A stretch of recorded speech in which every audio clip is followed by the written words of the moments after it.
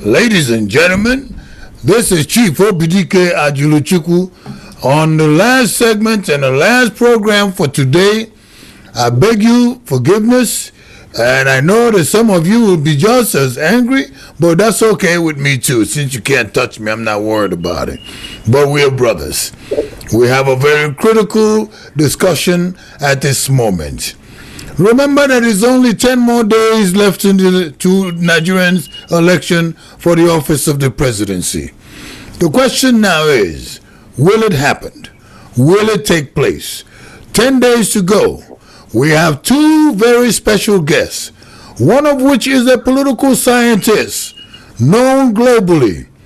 And I am so proud and thankful that he was able to come to here at the studio, here at Nigerian TV Online and on NTV Radio.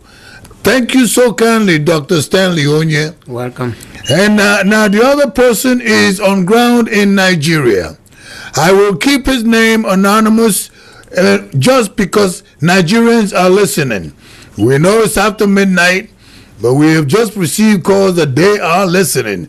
So therefore, our guests on the ground in Nigeria, good evening, or perhaps should I say good morning at about 1 a.m. How are you, sir? Good morning. I'm fine. Well, thank you very much for spending the time with us and for being awake at this time of morning for this interview. You're welcome. Doctor, let me begin with Dr. Stanley Onye. No, let me begin with you, if you do not mind. Could you give us can you give us a state of condition and situation on the ground in Nigeria? Just go ahead and start wherever you are or wherever you want to start. Will the election take place in 10 days? By what you have heard, by what you have seen, let me just call you Mr. Chairman. Mr. Chairman, go ahead, sir. What is your assessment? The INEC has come up with an announcement that they are ready to conduct the 2015 general elections. Which will make the presidential election will come up on the 28th of this month in 10 days' time. There are some political parties that said that they are ready, and but unfortunately, the ruling party is not disposed to what everybody is anxious to get over, which is the general elections. A lot of pockets of we're going to see signs of manifest violence that will characterize the entire process.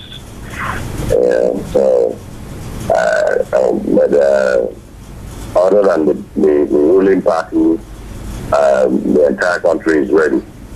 The PDP is not ready for election. It's obvious. Let me ask you, in your own household, does all of the members of your household have its PVC card and ready to vote? Yes. I got it first. I got registered in 2011, and when the collection began, I went there and I collected mine, and my wife went there and collected hers. So we have our PVC.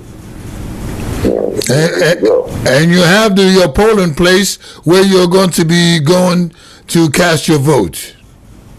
Yes. Everything is ready. There is a palpable fear now in the atmosphere because of what manifested itself on Monday, where some people claim to be Jonathan supporters went on the rampage here in Lagos. And that has now sent serious wrong signals all over the place. That I don't know why they probably did that, because they wanted to instigate fear into people. So people are now beginning to be very apprehensive about what will eventually happen. and especially on the day of election, whether it will really take place, and what are the security measures that will be deployed. So they were watching. We are raring to go. Most of the people can't wait to exercise their franchise. By voting in whatever party they want. But the unfortunate thing is that if I'm at which Lagos has become the seat of government instead of Abuja, because now the president now sleeps in Lagos every day. And what we are hearing from that camp is not encouraging. That means he's buying up anybody outside with dollars. And it's unfortunate because it's unfortunate how they have monetized this country. Everything is monetized. Nothing, and you can hardly see anything beyond money here. So and they're taking advantage of the poverty in the land that was really deliberately orchestrated by the same PDP who had been in power in the past 16 years. They deliberately impoverish the people so that they can now use money to attract whatever they want at any given time, whether it's patronage, whether it's violence, whatever it is. So this country has never gotten to this level. It's unfortunate. Well, I will come back on that money for votes issue, but let me bring Dr. Stanley Onye, very reputable professor of political science here in the United States. Dr. Stanley Onye, welcome again. Thank you very much. Thank you very much. Dr. Onye, you've heard what the chairman on ground have said. But let me ask you, do you, from your own perspective and from your own analysis, think that there will be an election in 10 days in Nigeria? Let me first of all thank my brother from Nigeria that is telling us what is going on over there. I thank you very much. However, I have believed that there will be an election in Nigeria come 10 days. There will be an election. The reason is that the eyes of the world are on Nigeria. I don't think Nigerians can afford to go at it alone. I don't think Nigerians can afford to go against the international community that wants an election, credible election. That's it. But the fear that we have here, and I have the same fear, is that will it be a harmonious election? Will it produce the outright result? Will it end amicably, democratically? That is where the fear is, and my answer to those is, it's not possible. I don't think we are going to get a clear winner on the 28th or 29 when the votes are tallied. I don't know if there will be anybody between the two major candidates that will come up with the required votes according to the Constitution. The Constitution was designed to be effective, was designed to be broad-based, but the current politics, the current stratification, the current division, the current way of the outlook does not show us that the Constitution mandate will be met. So I am saying outright that we are headed to a runoff election that may probably be between President Goodluck Jonathan and then General Buhari. A runoff election, is that, that's a prediction. That's a very powerful prediction. What do you think about that, Mr. Chairman, in Lagos on the ground? Let me say to the world that INEC from the onset had made it clear that they don't have the capacity to conduct a runoff election. So it has to be on the first ballot. The thing must be decided on the first ballot. They have said it. They made it clear, categorically clear, that they don't have the capacity to conduct a runoff election. So it must be on the first ballot. And I understand Dr. Ye's fears and all that, but maybe because it's 12,000 miles away from the action point, but they are on ground here speaking. I see a landslide for the APC. I see a landslide. I know it. And let's go back to whether the election will hold or not. Well, let me bring something in. A couple of days back, the president went on an unexpected visit paid an unexpected visit to the former vice president of the country, Alhaji Atiku Abubakar. You know, he went there in the night. The man was already in bed. But he now met with him, and they discussed wide-ranging issues, security, interim government, and one other thing. I think the need for him to come back to their fold, to the PDP and all that. So after he had left, and the following morning, the press went to him and wanted to find out why the president had to pay him that surprise visit and all that. So he now, recounted what happened, what transpired and all that. So they said, okay, in the midst of all this, they asked him, I said, did you see from the president, from his speech and from your interaction with him and all that, if he was really ready to conduct these elections? You know why he answered the reporter? He said, from the body language of the president, you could see that the president was not ready to conduct the 2015 polls. From the body language. Somebody might come up and say, is he a body language expert? Does he know how to read body language and all that? That's our normal. These are our normal balance. Yeah, we know what it means. What it means is that it was private to an information that is not. We are not private to. So we have maybe told him something. That we are watching. Because just right after that, the Monday thing now happened. That people are protesting the removal of Jega and all that, the pro-Jonathan supporters and all that. The penultimate week, Mossop did their own in the East. So... Mr. Chairman, let me ask... Let me ask both of you. I don't think the PDP is prepared for the general election because they've seen the victory of the opposition. They've seen it.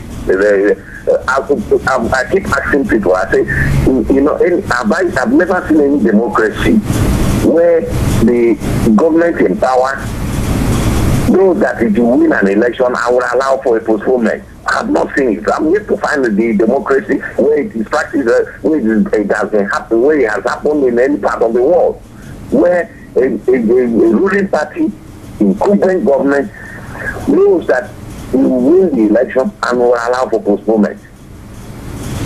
So it's obvious they've lost out. It's obvious, that they've lost out because the people have come. The change is now, and it's become an existential imperative in this country. It's a phenomenon that its time has come. It's not like anybody woke up and said, "Look, come, let's organize for change." No, it took everybody by surprise. It's a massive movement now in this country. It's a massive movement. I'm telling you.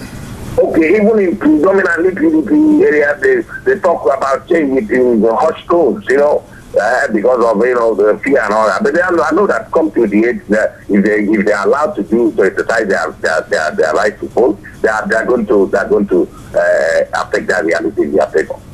Well, let me ask you, Mr. Chairman. Mr. Chairman, from all forms of corruption, change from darkness. As I speak with you now, we have not seen light in my neighborhood for the past 10 days. I'm sweating here like a Christmas goat, and our leaders are saying we are developing. It's not the height of delusion that a country that is in darkness is groping in darkness we will be pretending to be developing. Mr. Chairman. Mr. Chairman. PSCN has become an albatross for national development. Okay, Mr. Chairman, let me please. I hope you don't have too much sweating like a Christmas goat.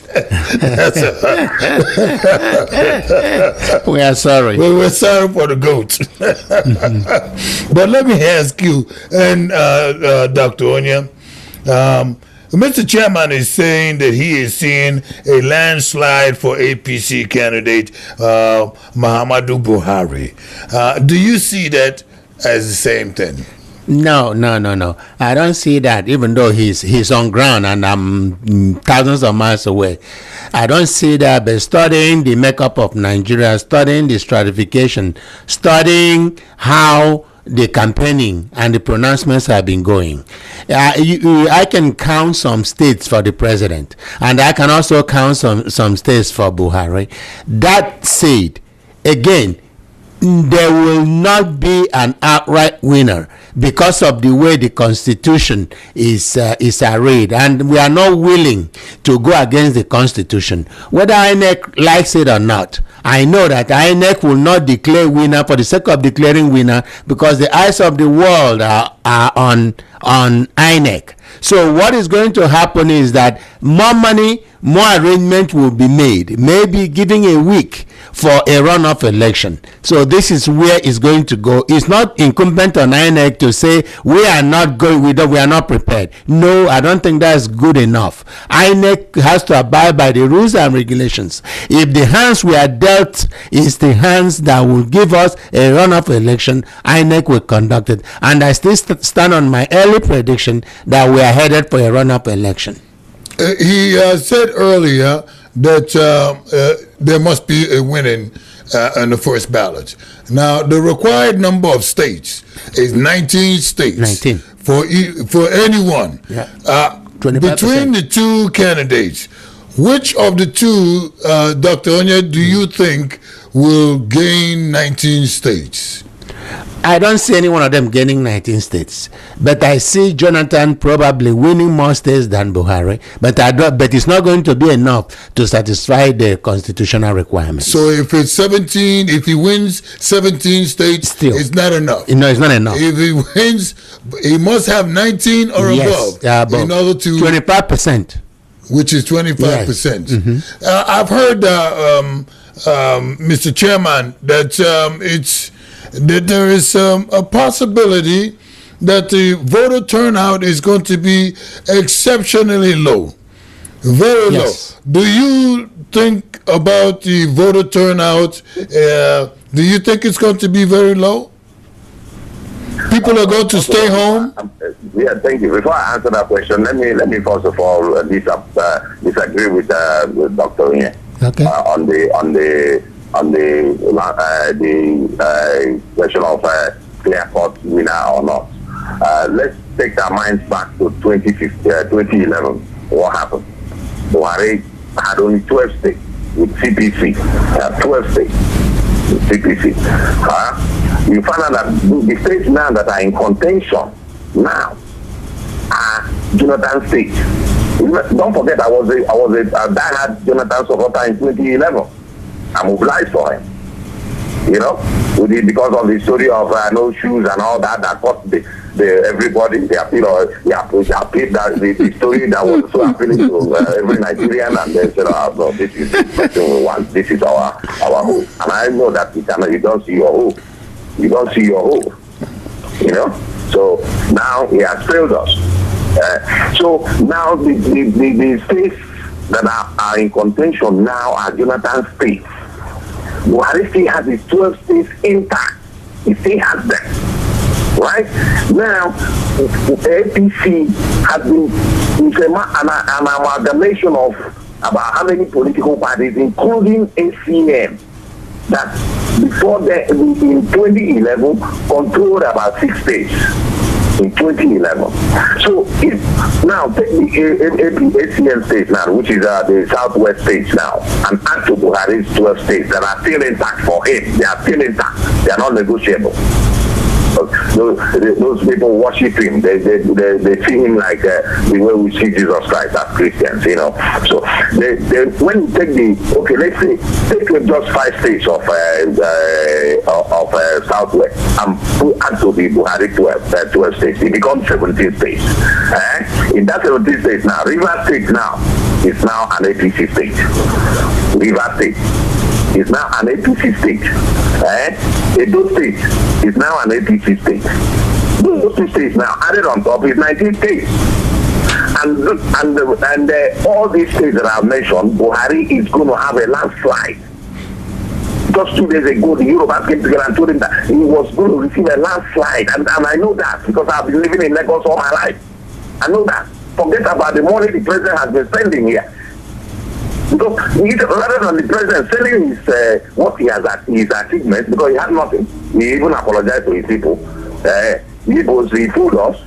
He told us in 2011 that he was going to give us a second Niger bridge in 18 months. Now the thing has not there. He has barely left. They are just doing the clearing of the site and all that. They are doing all kinds of propaganda. The man had no answer for any zone, even his own zone. We will continue. The country cannot afford another 4 years of this mystery. And to even compound the whole thing, people are now totally disenchanted with PDP. Well, thank you very much, Mr. Chairman. I want to ask both of you now, what would actually take place or happen for an interim government to be upfront? And if an interim government is formed, how will it be formed? Dr. Stanley Onye, may I go to you first? Many people have banded around the idea of interim government, and as a matter of fact, some names have been floated on interim government. I don't know how that interim government will come about. The reason why I don't know how it will come about is the fact that there are certain factors right now that are at play that will not lend itself to that interim government. If there is interim government, then that means that there will be a total breakdown of law and order. And I don't see a total breakdown of law and order, and I don't even see the current core of the military having the guts to step in to do anything. I don't see that. The only thing again that will save that will really rescue Nigeria right now is for us to start preparing for a runoff election that will meet the constitutional and international threshold. Interim government will not meet the international threshold. Nigeria cannot afford to be a pariah state, and as such, democracy, we will do everything to make sure that democracy prevails.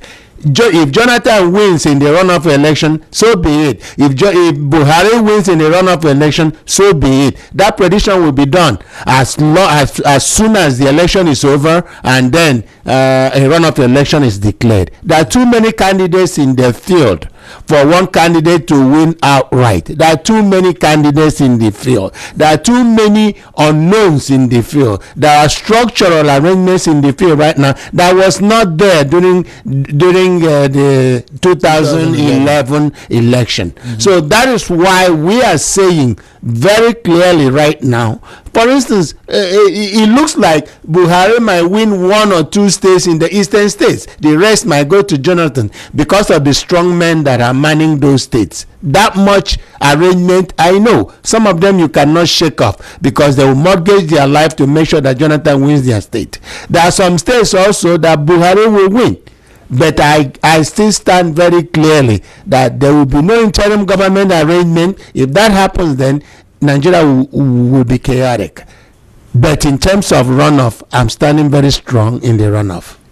Thank you so much. What do you say about that, the possibility of an interim government if there is no clear-cut winner, no runoff, and over Sunday there's an interim governor? Mr. Chairman, what's your assessment? I will not want to preoccupy myself with something that I know that is totally an illegality. interim government is alien to our constitution. It's not there. It's not in the constitution. So I don't want to. I can't want to engage myself in an argument whether an interim government will come up or not, when I know it is not there in the constitution. There is no provision for it, so I cannot discuss it. Something that is not constitutional. So the truth of the matter is that the international community has to put pressure on the ruling government to allow the aspiration and the wishes of the people of Nigeria to prevail come 28th of this month. Simple. That they should allow the wishes of the people and the aspiration to prevail, because they are going to make their statement on the 28th. Let them allow it to prevail. Why will we be talking of interim government here? With all the money that the country has sunk into INEC for how many years to prepare for this, and we're not talking about the interim government. Does it cost anything to form an interim government? Didn't Babangida form an interim government in his own time? Because of his interim government, why would we have been wasting our time for the past 4 years? And all the resources of the state that have been deployed into this thing. And come the last minute now, we are now talking of interim government, something that is not there in the constitution. The constitution did not contemplate a situation like that. So nobody will impose any interim government on Nigeria. It's not possible. Thank you very much. Thank you very much. The international community must wake up to this call that they have to pretend what is happening now in the country and put pressure on Abuja to allow the people, let the thing go, and let the winner prevail. Because if not, we are very short-minded people. We don't remember too much. We have very short memory in this country. Just the other day, in our Côte d'Ivoire, it happened Laurent Gbagbo and all that. Our leaders don't learn. That's the problem. Our leaders don't learn. I don't know if it's an African thing. I don't know. You have been in power for this, and just because you have seen that the power is eluding you completely, and you don't want to, you are creating all kinds of roadblocks to make sure that you're not. If it's not you, then it's not good for any other person. If it were like that, then there will not be any America now. In my how many years am I now? I'm 50-something years in my existence as a human being. American government and the Republicans have ruled so many times, and the Democrats have ruled so many times in America. But in Nigeria here, this is the fourth time it's about to happen, but they don't want to. And Nigeria is claimed to be the giant of Africa, and they have forgotten their position on the continent. Well, so the truth of the matter is that the international community must come together and put pressure on Abuja to allow the wishes of the people to prevail come to the end of this month. Well, really, thank you, Mr. Chairman. Okay, look at it now. The president signed a peace accord with Muhammadu Buhari, who are the front liners in this thing. Now, others are just there to just maybe to collect some stickers from INEC also. The two serious contenders are these two people. They both signed the peace accord. But the president we did all kinds of things that to make sure that the thing does not hold. And the wife also, look at the statements of the wife now, all the utterances of the wife. If you just use a track of this, let me tell you one thing again, it's just going to mind now. The greatest opposition to Jonathan re-election bid is the wife. She's the greatest opposition to it because of her utterances. You want the northern vote, and you are now casting aspersions on them. How can they come and vote for you again? The greatest opposition Jonathan has is his wife. Who claims to be our first lady, or the same problem, those things are not constitutional. They have assumed another shape in this country because of psychophancy. That's what they've been breeding, and divide and rule. But people have form of knowledge now. They've seen the light, and just 1 second. Just make 1 minute statement. The true situation. So nobody can fool anybody any longer. All right, Mr. Chairman. And let's don't forget so quickly that it was the same profligacy and bribery and corruption that informed that was propelling the internal dynamics of Shakari's admission that caused the military intervention. My brother, it will interest you to know that the international community is already putting pressure on the president and everybody, even including Buhari, that there should be a cordial election. Like today, the American Vice President Biden had a telephone conversation with both Buhari and Dr. Jonathan, so that the election will go on and it will be cordial and the result will be announced. But I still maintain that nobody will get a clear winning vote according to the Constitution, and that there will be a runoff election. Thank you very much, my brother, for the information you've shared.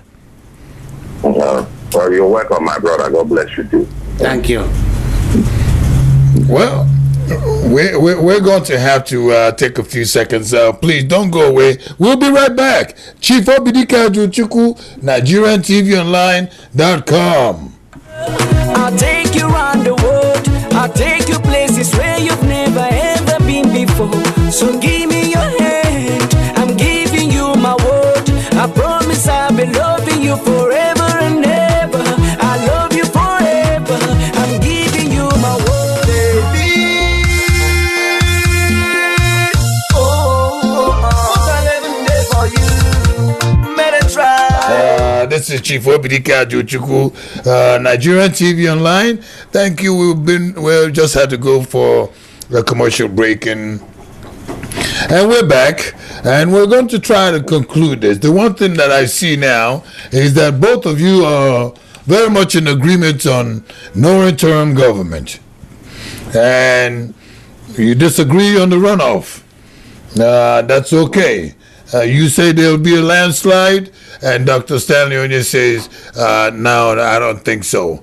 So let me begin with you, Mr. Chairman. And we'd like to do this again. Everybody who's listening understands it's 10 days left. Only 10 days. So you stated earlier that you are very comfortable, that things are going to work out. Are you still in that? When we talk again in a few more days, it will be interesting to see what your assessment is. And actually, if we can do this daily until the 28th, it would be so nice to even see what happened when you went to the polls. And did you cast your vote? Was there a long line? Were people happy? But I just want to thank you very much for being part of this dialogue. Let me add one more thing. Go right ahead. Why I say I still tell you that there is not going to be any runoff. The issue of the card reader, So the issue of the card reader is where PDP has shot itself in the leg. So with the card reader, they cannot manipulate, they cannot write those results they've been writing for us in the past couple of years. So that is where, with the card reader, there will be a clear-cut winner with the card reader. Because both, if they are not buying up the cards, because if they go to APC dominated states and they are buying up the cards and all that will not solve the issue. The truth of the matter is that as long as they will deploy the card readers on the day of election, we will definitely have a clear-cut winner. The only issue where we will now think of whether you will have a runoff or not is when they don't deploy the card reader. Once the card reader is deployed, that's the greatest technology that has hit Nigerian politicians, our leaders, hands down. That's the only thing.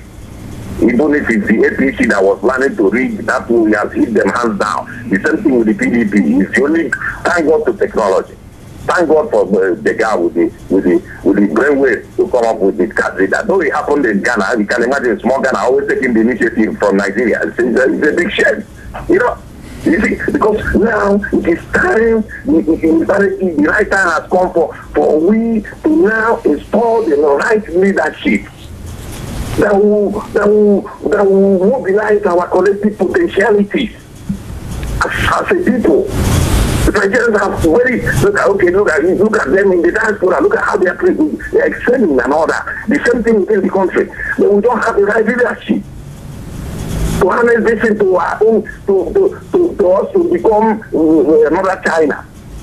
you know, because of bad leadership. So common life, the PDP has not been able to give to the nation in 15 years.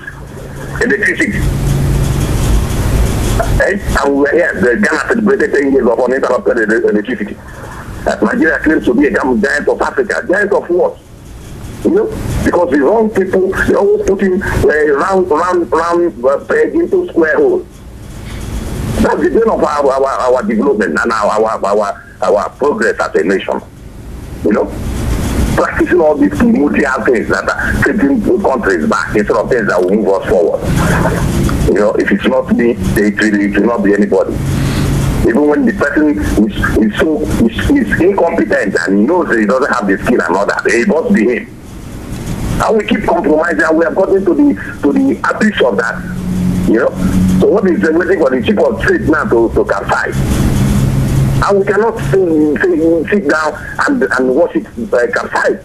And that's why I say, okay, let's take opportunity of this year that is the election year to turn things around for the betterment and for prosperity. Because our forefathers, our founding fathers of mine, will not be happy in their grave what is happening. Now, if it is Nigeria they claim for, Nigeria they fought and the colonial masters are going around. Look at what we are doing now. We claim to be more educated than them and all that. Look at what we have done. Common patriotism, nothing. We don't have. You know, no leader in Nigeria as of now has any sense of nationalism. No leader. Mr. Chairman, I'd like to thank you very much. But let me give Dr. Onye a moment to state his views, and perhaps then we will come to a conclusion on this segment, but we will talk again. So, Dr. Onye, please. My brother, thank you very much for bringing up the issue of card reader. You know, I can somehow understand the apprehension PDP has in terms of card reader. Not that it's absolutely 100% correct, not that they should oppose it, no. But any new technology needs time and it needs training. You cannot just spring something up. PDP can accuse INEC of introducing the card reader to disenfranchise the PDP members. They have been making such an argument. The card reader is necessary, but it needs that people be trained on the card reader. People cannot use new technology without testing it out, without training it. So if INEC has not been able to properly inform people as to the utility of card reader, as to how it can be used, let me tell you, just like anything that happens in Nigeria, many of them can break down on that day what happens. So this is really where we have to be very careful in introducing new things during election. Yes, I agree with you that there is no patriotism in Nigeria. There's no nationalism in Nigeria. It has been there. It's because of what I said in one of my interviews that Nigeria was not formed for efficiency. It is because everything in Nigeria is monetary. Everybody's pursuing money. Nobody has sat down to think of Nigeria. Everybody is thinking of what is going into my pocket. Even our election is based on money. People are giving 50 naira here, 100 naira here to vote. After voting, what happens? They go back to their old squalor. They go back to their old problem. It is incumbent on Nigerians to know what their rights are. It is incumbent on Nigerians to exercise that right. It is also incumbent on Nigerians to tell government no where government goes wrong. You cannot solve a societal problem in one day. One election cannot solve it. We keep on perfecting on election. But again, as I said, we are at least happy that we are all struggling for transition. We are all struggling for something. I really thank the military. I thank the surrounding countries for coming to our aid in combating Boko Haram. This is a menace that some of us are afraid of. This is a menace that will not go away overnight. I still believe that both military solution is viable in terms of Boko Haram, both dialogue is also viable in the case of Boko Haram. We cannot use one without the other. We have to use both of them. There must be a reason Boko Haram came upon Nigeria. There must also be a reason. There must also be ways of solving the issue of Boko Haram. So all of us are in this together. I'm not so much disagreeing with you in what you are saying because you are on ground. But where I differ a little bit is in giving 100% support to APC. Yes, APC is a new party. Yes, APC is becoming a very formidable opposition. But yet, some of us overseas here want to know what APC is going to offer. The agenda has not been fully or well articulated. Osibanjo was here last Sunday. He did not articulate most of what APC will do if giving a chance, if giving a government. He has not articulated the world view, economic agenda, or every other thing. At least we know a little bit of what Jonathan is pushing as a transformation agenda. It's in paper. Whether good or right, we are not arguing about that. But APC should, in these 10 days, tell people what APC will do in terms of taking care of the ills of society, in terms of taking care of the thinning unemployed youths that have finished school 10 years without job. They should also tell us how they will combat the issue of no electricity, economic revitalization, the downfall of oil revenue, and so on and so forth, revitalization of the economy. They should also come out to tell us. It's not enough for us to say, oh, we are going to fight corruption. Jonathan is not doing this. Jonathan is not doing that. Tell us what you will do to do better than Jonathan if given a chance. Thank you very much. We're going to conclude with this. Thank you, Mr. Chairman. We will have another segment, most likely within 2 to 3 days, and we will talk again as the election time is coming close. In conclusion, my brothers and my sisters in Nigeria, please, the greatest weapon that you have is not a machete, it's not a rifle. It's that voting card. It's the greatest power that you have is your right to vote. Exercise that right and allow other people to exercise their own right. This is Chief Obidike Ajuluchukwu. I have one more word for Boko Haram. Lay down your arms. Lay down your arms. Enough is enough. Not Nigerians, not the world appreciate what you are doing. We do not like it. Stop. Boko Haram, stop. This is Chief Obidike Ajuluchukwu of Nigerian TV Online and TV Radio in the United States of America. God bless all of you. Thank you, Mr. Chairman. Thank you, Dr. Stanley Onye. God bless all of you. And to the public, good night. Good night. See you tomorrow. Enjoy the music all night long.